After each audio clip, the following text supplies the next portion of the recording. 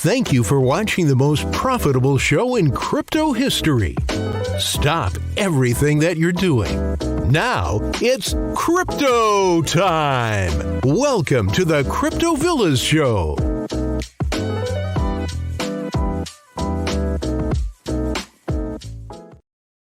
Hello guys, welcome to Crypto Villa channel. I'm Crypto Villa speaking direct from Brazil in order to make you guys know the news in crypto. Well, first of all, like always, I'd like to ask you guys, subscribe to my channel if you didn't yet. Also, smash your like if you like the video. And follow me on Twitter as well. And if you speak Portuguese, also follow me on my new channel that I'm open for Brazilians and Portuguese people, so join there. The name is the same, Crypto Villa, but with I, of course, right? Because it's Portuguese, not Y. And today is a very special day. I'm going to interview FIRDOSH, the CEO from DRIFE. And so let's call her to the show here. Let's call her. Hi, FIRDOSH. Thank you so much for coming. Hi, how are you? Oh, good. How about you?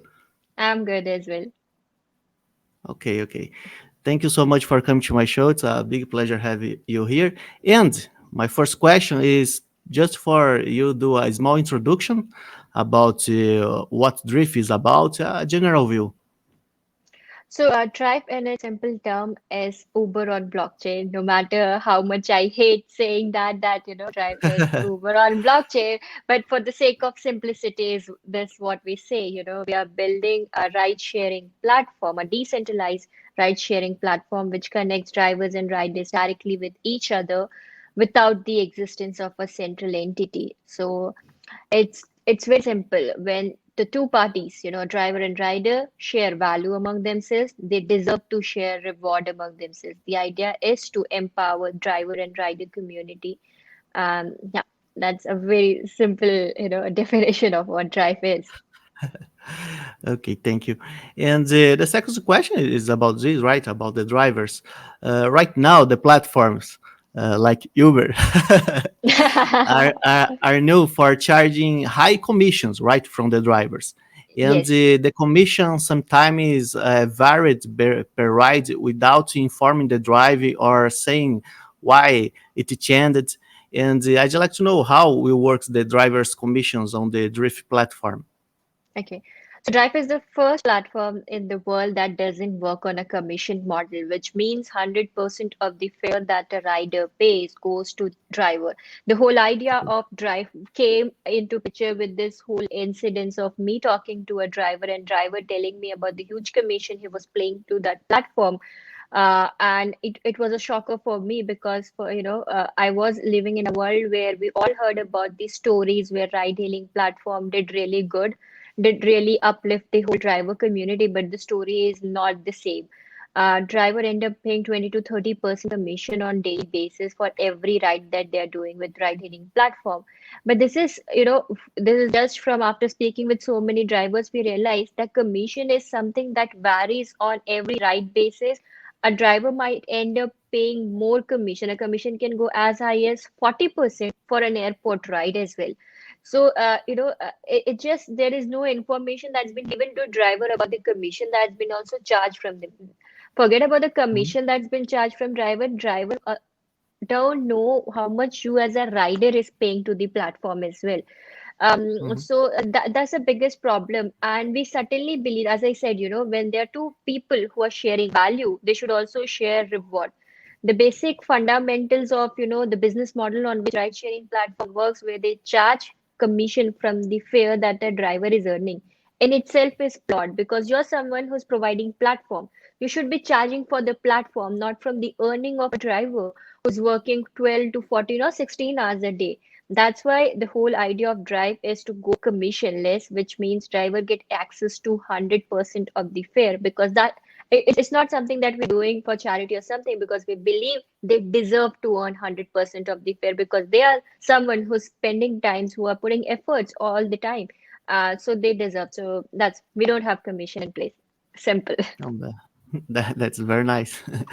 And I'd like to know more about on the white paper. You guys say something about peer-to-peer platform design. The DRIFE's flexible peer-to-peer platform design. I'd like to know what are the benefits for the riders and the drivers in this way. So, when I started my whole journey of building Drive, initially I thought, okay, the problem is only about somebody charging commission, and if I just take away the commission component and change it with subscription-based model, I'll be able to solve the problem. But as we started digging deeper, we realized the problem is not at all about commission. The problem is about existence of a central entity who controls everything and anything in this ecosystem. Ride-sharing platform were initially manipulating the ecosystem for their profit motive to a time now when they actually exploit the value creator for their profit motive. Now, because they have this whole profit motive involved, they'll keep on doing the same because at the end of the day they have to make money for their investor. And there's no harm or there's nothing wrong with the whole fact that you want to make money for yourself or for your investors, but at what cost? If it is coming at the cost of someone's livelihood, do you still want to do that? And that's why in my journey from envision initially with what Drive will be to a time now where we said we don't want the existence of central entity at all. Drivers and riders should be able to connect through a mobile application through the platform that we have created, and then they are on their own. They can decide on which driver they want to travel with. As a rider, you can decide for yourself.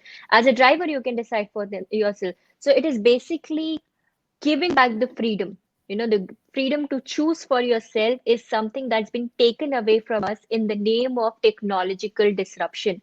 And that's what we are doing. You get to decide for yourself because you should do that. Like, very simple. Like, who are they to actually take away all the freedom from you and start deciding for you? We are now just, puppets in the hand of ride sharing platform. As a rider, what all rides do you have?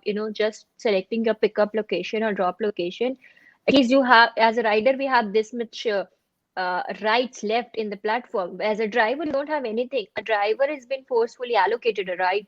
A driver doesn't know pickup location, drop location, even the fare you are paying as a rider before he accepts the ride. So, there's a lot of problem, and all of this problem is because of the existence of central entity, and that's what we're going to take away from the ecosystem. And obviously, it is not about like one or two benefits that it brings. It actually brings the whole freedom back to you, which is more important. Yes, for sure. It's freedom of choice for the riders and for the driver, right? For drivers, exactly. That's very good. And just a message for the audience here. You guys can drop your question anytime, okay? I'm going to ask FIRDOSH by the end of the stream. Keeping going here, I'd like to know, later on, by the end of the stream, we will talk a little about the token and token economics. But already, I'd like to talk a little about the governance. How DRIFE is giving the drivers and riders a voice, because this is a problem with the Uber or other platforms, at least here in Brazil. And how is it going to work?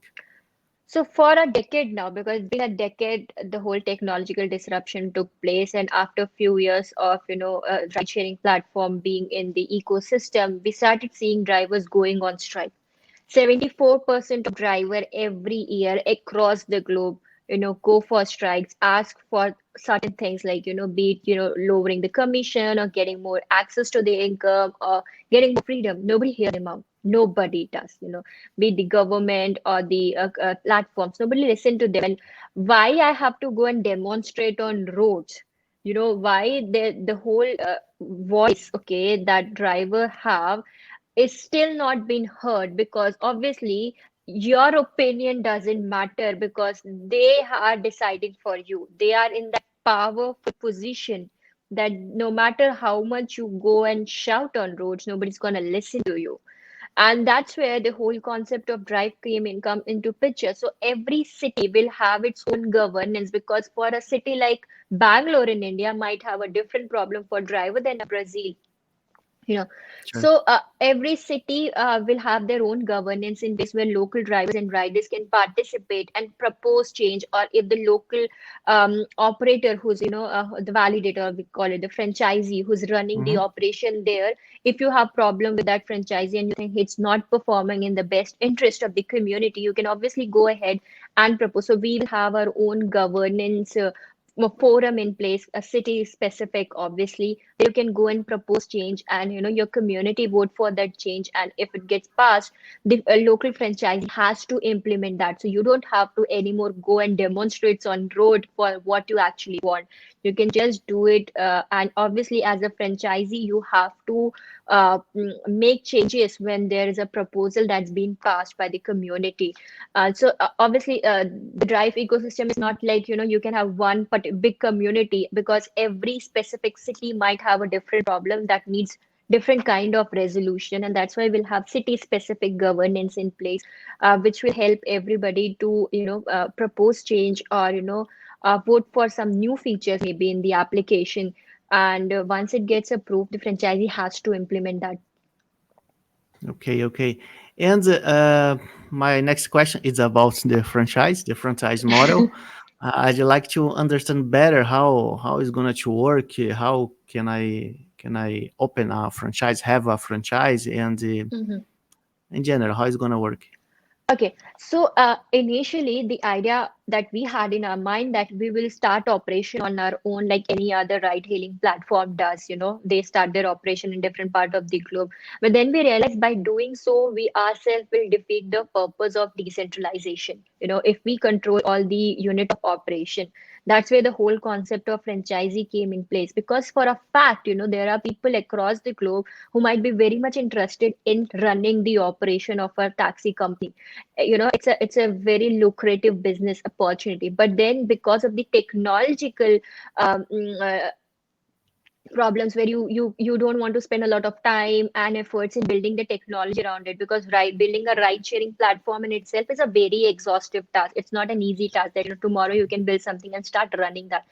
So we thought, like, when we have built the technology, we built it in a way that we can deploy it in across the globe in no time, and we'll allow local people to actually take up the operation and run the operation. Because for a fact, people who are living in a particular jurisdiction knows the local regulation better than us. We spending time learning everything and then starting operation. It will be better to actually bring the best from that particular locality and give them the right to run operation. That's what drive franchisee concept is all about. Where it will actually act like a validator. Every city will have their own validator, but it is not just about running the node like with any other crypto project, but it will have a real operations that you need to run to actually get access to the revenue. How it will work essentially is, for now there are few franchisees that we are setting up on our own with partners across the globe, like for different 3-4 countries that we are working on. But the idea is, every time we open up a franchisee application, we call for people from that particular place, or maybe like from outside, to apply for participating in the franchisee competition. And we select the best 3 contenders, because at the end of the day, you have to be sure about who is running operation. Are they aligned with the whole idea of what we're trying to achieve with the idea of drive? We select the best 3 contenders, and after these 3 contenders go ahead in the race, and we open up a crowdsourcing pool. So basically, to participate in the to get the whole operation is converted into NFT. So your NFT is your license to operate. So there's a minimum requirement of DRF that you need to stake to participate in the competition. But the person who will stake the maximum DRF will actually win this competition. Now, you don't have to necessarily stake all the DRF on your own. You can go ahead and propose a profit sharing with the community and say, stake on my behalf. And if I win the competition and get the franchisee ownership, I start sharing the revenue with you. Community can decide between 3 contenders that, who is the best and whom they want to support. And that's how you actually become the franchisee owner. You get this ownership, and you go ahead and start running the operations. At the same time, you're sharing the revenue with the community, because for a fact, you and me as an individual will never be able to own a franchisee, because it costs you to, they have a minimum stake involved from your side, which will cost money. But still, you will be able to be a part of it, because you have delegated your DRF to someone who actually won the competition. So at the same time, when franchisee get the ownership, you as a community holder is again a part of this whole franchisee by getting a profit sharing. So it's like a win-win situation for both, for Mhm. community as well as someone who's actually running the operation. Sure, sure. And I'd like to know which cities and countries are you guys already working right now, and what will be the next ones? Not sure if you can disclose, but Yes, so Bangalore, India is something that we want to do it on our own. So it will not be a franchising out of the operation because for us, it is a model city. It's a mhm, city where the whole idea of Drive came into place. So, it's connected with our heart. So we want to do Drive operation in Bangalore ourselves. We were so mhm, ready to actually start the operation in the month of April in India, but then there was the second wave of COVID and we had to stop with mhm. everything. And now we are waiting for things to get better in India and to start operation in Bangalore. Apart from Bangalore, we are working on Brazil. We are working for Paris operation. And nowadays I am in Dubai working for Dubai operation. Let's see how it goes with Dubai. We have just started with looking for partners. The good thing is there's quite a good amount of interest with the whole idea of what Drive is able to deliver. We have interest from a lot of countries. We have Egypt, Pakistan, Greece. Um, Sorry, Greece, not Germany. We have interest from Germany, Pakistan, Egypt, uh, and few more. So I am And working on them like one by one. and in Brazil, which city? São Paulo? Sao Paulo. Okay, okay. I Yeah, but I thought it just like it will take a lot. It take its own time to materialize on everything. Because at the end of the day, it's real world application, and there are a lot of things that needs to be done before we start operations. So yeah, we are working on it. okay, okay. I'm from São Paulo. I'm looking forward for using Yes, DRIFE. yes, yeah. Will soon. I'll be soon there. Okay, okay. And I'd like to know, has DRIFE any solutions which are current absent from the ride-hailing ecosystem? Yes, And obviously, which? as the the if you look at our website, it says ride hailing reimagined. It will actually Mhm, change the way that your whole ride sharing experience used to be. I cannot share much information on how your experience will change because we are working on the patent for the same, and unless the patent is published, I cannot share more details on how your ride sharing experience will be changed. But for a fact that, as I mentioned, the freedom that was taken away from you um, due to the technological disruption is something you will get back. How you will get back is something that you will know very soon. okay, okay, no problem. And why did you guys choose Eternity Chain? Interesting question. In 2020, Eternity did a Star Fleet India, that's their acceleration program in India, and two startups in India out of 170 startup actually, went through the whole process from 170 to 13 startups to seven startups, and then two startups who actually got the investments from Eternity. Eternity is our equity investor as well, the only equity investor that we have. So that's why we use Eternity as a blockchain. Obviously, it's not very known blockchain, and there's not much mhm, noise about Eternity as a blockchain. But Mhm. with what we are trying to build, it has all the solution that we wanted to have, and that's why we are on Eternity. And at the end of the day, for us, it is not about which blockchain we are on. Or I know for a fact a lot of people keep shifting. Like every 3 months, they're moving from BSC to Matic to Solano to no, I don't know what. Because and for us, it is not about the hype of the blockchain. Because at the end of the day, the blockchain that I'm using should be able to deliver the features that I want to be enabled using a blockchain. Eternity does Sure. that, and that's why at this point of time I am on Eternity. I get a lot of requests from different blockchain on daily basis, like move to us, move to us. It's like it's not about moving from one blockchain to another just to encash the hype, at least for not us. Okay, okay, that's good. And I'd like to know how the users are going to pay for the rights. Will be they be able to pay with crypto or fiat or? Okay. So, there's this basic problem that we faced. We are not building an platform that somebody who comes from crypto ecosystem can only understand and use. We are building something that a driver or rider might not even know what cryptocurrency or blockchain is, and they should not even know about it. We use ride hailing app platform, and do you even know on what technology they work on? You don't know that. And that's where, it is very important to have the traditional fiat gateway integration in place.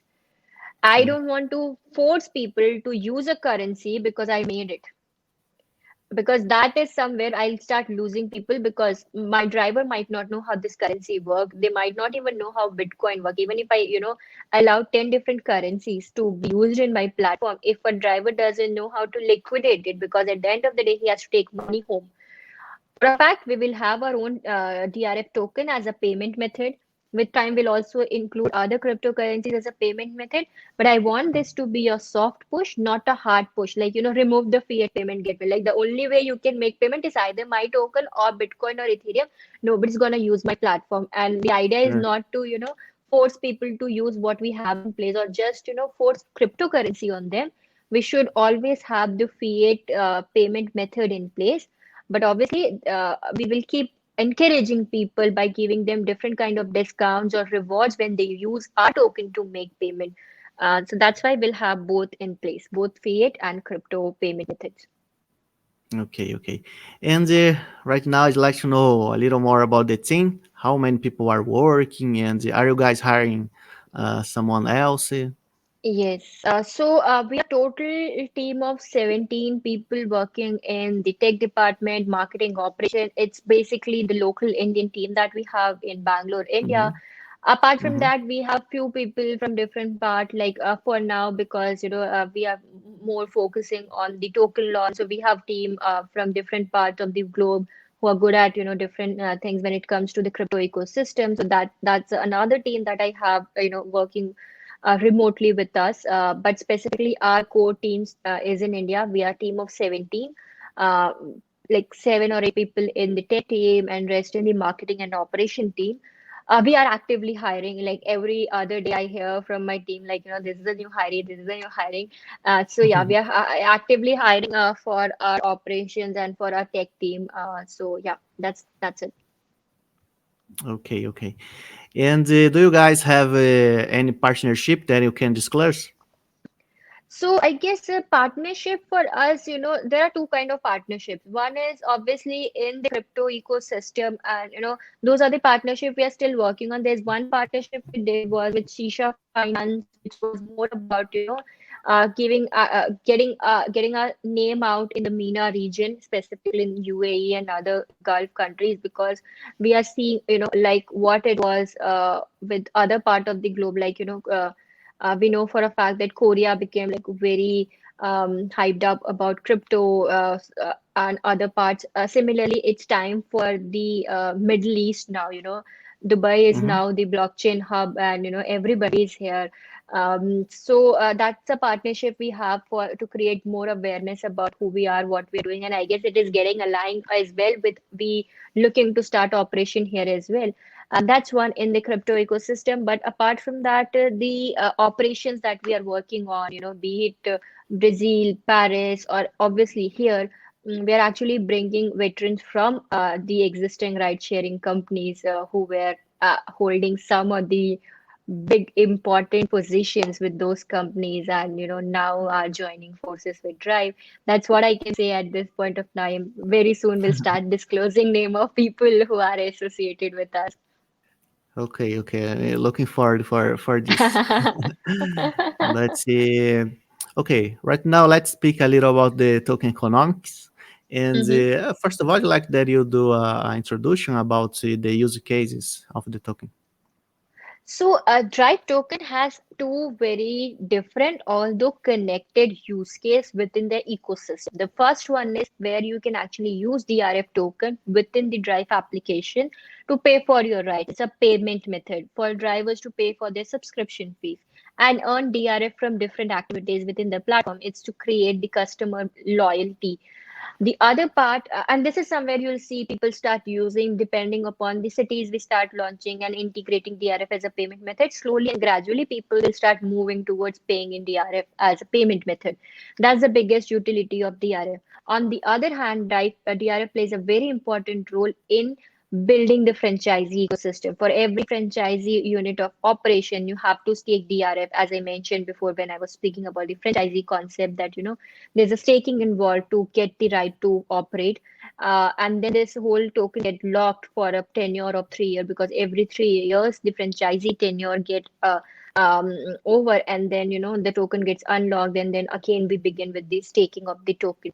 So that's where because it is not something where it is not a normal yield farming or something that everybody does on crypto ecosystem. For our staking and everything, you are actually deriving value from the real operations of the project. And people will obviously be earning money from the real operation of the project as and when we grow. And the best part is we'll always have new at least till the time like DRIFE is globally present, we'll always see like every other month new franchisee coming in, people staking for that franchise, and it will be quite interesting to see how people actually accumulate DRF and wait for their own city launch. So I would love to stake my DRF for when you say like when they launch in Brazil. I'll be very excited to stake my DRF for Brazil operation. And that's how it will work. The excitement around every new franchisee coming in, which will play a very important role with the DRF token itself. But apart from that, I guess governance is something that we spoke about. You can propose change by staking your DRF. There's a minimum staking required where you can actually propose change, and based on that, your people vote for that. So governance, franchisee, and within the app usage, these are the very important use of DRF token. That's very good, because it will bring a connection, right, between the crypto world and the real world. And the real world, exactly. And that's very good. And just by remember my audience here, you guys can drop your comments anytime here. I'm gonna to ask FIRDOSH by the end of the stream. Okay. Continuing here, I'd like to know what will be the initial market cap and the hard cap, the total raised. The total raise is 3 million, including the public sale. We have closed our seed and private round. It's just we are yet to make a public announcent about how much we have raised, and obviously it was very overwhelming experience when I started with fundraising. I completed fundraising in 4 weeks, and I had like so much request, and gladly I did my fundraising before the market crashed. Like a week before the market crashed, I was done with my fundraising. So yeah, fortunate enough to do that.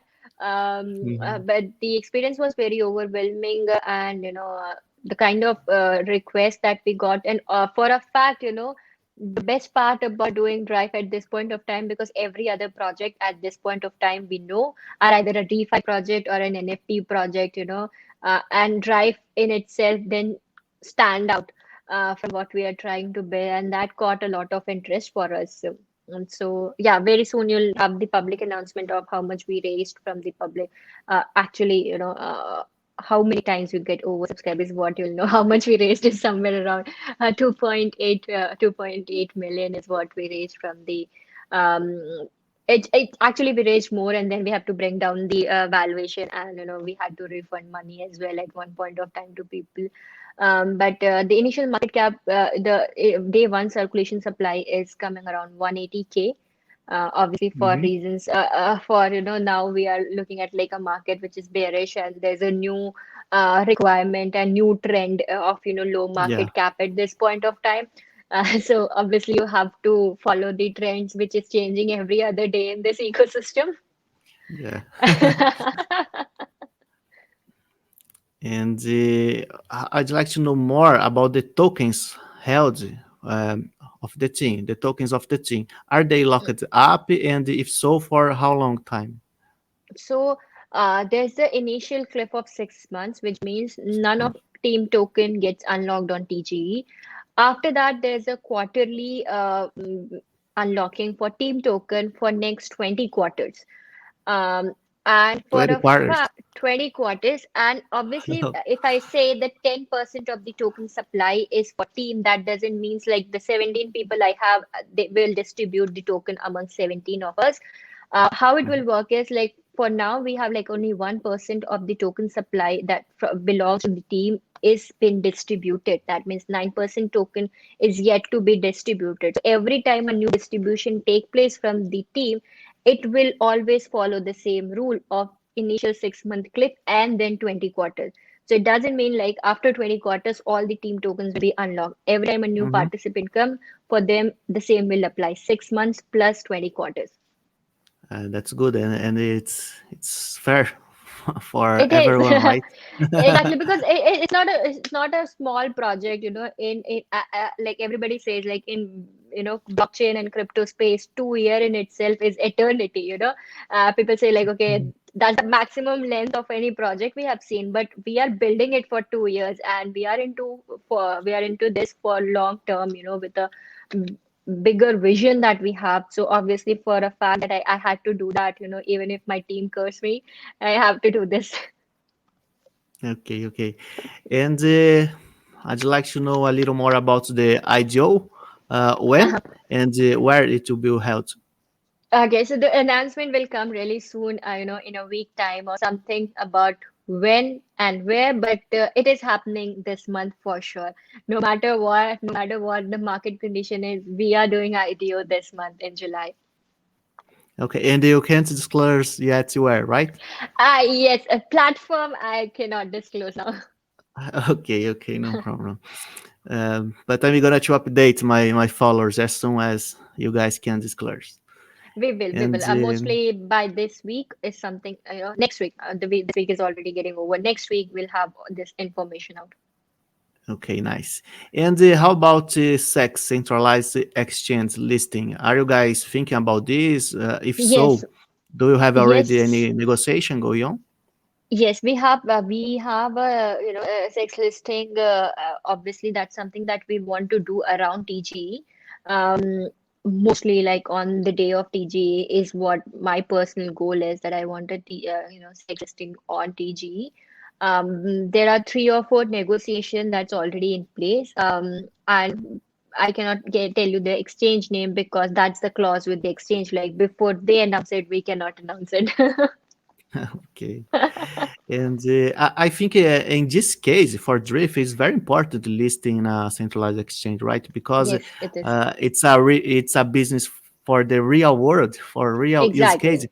So many Exactly. people will be interested by the token, and most of the people outside the crypto world can't buy a token on Uniswap or PancakeSwap. Exactly. They buy just Exactly. on Binance, right? Or other sex. Other 6. Yes. And the last question before the question answer, do you have some KPIs or goals that you can share with us? I don't know, the number of users, drivers, franchising, cities, countries. So I guess number of drivers that we already have with us, who will be part of Drive launch in Bangalore is close to 10,000 drivers. Initially, we will be starting with 1,000 drivers and then keep on onboarding drivers as and when we see we are able to manage the demand side and then infuse the supply side. That's the idea with Bangalore in India. Apart from that, I guess there are 3 or 4 franchisees that we are like I'm personally working on to roll out this year. The idea is at least apart from India, there has to be one international franchisee that should roll out in 2021, and 2022 is the time when we'll actually start with opening up the franchisee application, not only working with the partners that we have selected, but let allow others to participate in the franchisee competition. That's the whole idea of what we are trying to achieve. Look, the idea is to have Drive rollout as soon as across the globe, and it's all about the perfect partners that we find and we deploy the application. Okay, that's nice. And right now, I'm going to roll out a small video, and then I'm going to begin the question and answer. And guys, please don't forget, smash your like, okay? We will be back in 20 seconds. Like this video, subscribe to Crypto Villa's channel, and click on the bell button in order to turn on your notifications. Also, don't forget to follow him on Twitter. That's the only way to get notified earlier so you can take advantage of this. Information is power. Early information is profit.